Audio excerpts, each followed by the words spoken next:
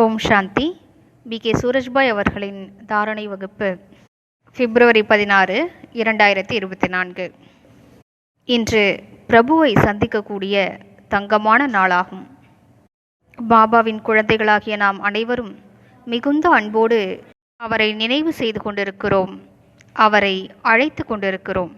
மேலும் பாபா கூட மிகுந்த அன்போடு குழந்தைகளை பார்த்து கொண்டிருக்கிறார், தனது அதிர்வலைகளை பரவச் செய்து கொண்டிருக்கிறார். அதிகாலை கண் விழித்ததுமே இந்த காட்சியை முன்னிலையில் காண்போம். முன்னிலையில் பாப்தாதா நின்று கொண்டிருக்கிறார். அவரது நெற்றியிலிருந்து, கண்களிலிருந்து அன்பு, அமைதி, சக்தி, தூய்மை தன்மை ஆகியவற்றின் அதிர்வலைகள் எனக்கு கிடைத்து கொண்டிருக்கின்றன. அதிகாலையிலேயே பரமாத்மா மீதான அன்பில் தன்னைத்தான் மூழ்கடித்து விடுவோம். ஆஹா பாபா, ஆஹா, எத்தனை அழகான காலகட்டம் வந்துவிட்டது.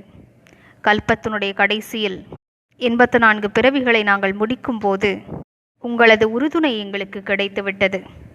நாங்கள் கனவில் கூட பகவான் இவ்வாறு நமது அருகாமையில் வந்து விடுவார், நமது வாழ்க்கை துணையாக ஆகிவிடுவார், நமது நண்பராகிவிடுவார், நம்மை பாலனை செய்வார், நம் மீது அன்பை பொழிவார், காய்ந்து போன நமது வாழ்க்கையின் தோட்டத்தை தனது அன்பின் தண்ணீரை பாய்ச்சி பசுமையானதாக, நறுமண மிக்கதாக ஆக்கிவிடுவார் என்று யோசித்தது கூட இல்லை.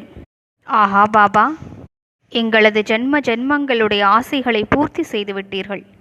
உங்களுக்கு பன்மடங்கு நன்றிகள். அன்பினால் நமது சித்தத்தினை நிரப்பிக்கொள்வோம். மேலும் முழு நாளும் பாபாவோடு அழகான சந்திப்பை கொண்டாடுவோம். இன்றைய நாளை யோகத்தின் நாளாக கொண்டாடுவோம். சில நல்ல பயிற்சிகளை மேற்கொள்வோம். பாபாவுக்கு அன்போடு அழைப்பு கொடுப்போம். மேலும் அவர் வந்துவிட்டதை உணர்ந்து பார்ப்போம். 2 தந்தையரும் வந்துவிட்டார்கள். திருஷ்டி கொடுக்கிறார்கள், தலை மீது கரம் வைக்கிறார், மிகுந்த செல்லம் கொடுக்கிறார், தூய அதிர்வலைகளை கொடுக்கிறார். மேலும் அவ்வப்போது ஆத்மாவாகிய நான் முற்றிலும் தனிப்பட்டிருக்கிறேன், எனது நாயகனுக்கு அருகே பறந்து செல்கிறேன் என்று பயிற்சி செய்வோம். அவ்வப்போது சூக்ஷ்ம உலகிற்கு பறந்து செல்வோம். அவ்வப்போது பரந்தாமத்திற்கு செல்வோம். 2 இடங்களிலும் பரம ஆனந்தமும் பரம அமைதியும் கிடைக்கும். இப்படிப்பட்ட பயிற்சிகளை செய்து கொண்டே இருப்போம். கூடவே சில நல்ல சுயமரியாதைகளை பயிற்சி செய்வோம். நான் பன்மடங்கு அதிர்ஷ்டசாலியாவேன். இந்த கடைசி பிறவியில் எனக்கு சுயம் பகவான் கிடைத்திருக்கின்றார். அவரிடமிருந்து அனைத்து பொக்கிஷங்களும் கிடைத்திருக்கின்றன. முழுமையான ஞானம் கிடைத்திருக்கிறது. சித்தத்தின் இருள் விலகிவிட்டது. பாபா எனக்காக பொக்கிஷங்களை எடுத்து வந்திருக்கிறார், வரங்களை எடுத்து வந்திருக்கிறார், ஸ்வர்க்கத்தின் பரிசினை கொண்டு வந்திருக்கிறார். நான் மிகுந்த அதிர்ஷ்டசாலியாவேன். இவ்வாறு நமது அதிர்ஷ்டத்தின் பெருமிதத்தில் நிலைத்திருப்போம். மேலும் அவ்வப்போது சிவ தந்தையை கீழே அழைத்து அவரது குடைநிழலை அனுபவம் செய்வோம். நான் ஒரு மகான் ஆத்மா, உலக நன்மையாளராவேன் என்ற சுயமரியாதையும் அவ்வப்போது பயிற்சி செய்வோம். எனது பிறவியே மிக உயர்ந்த காரியங்களை செய்வதற்காகவே ஏற்பட்டிருக்கிறது.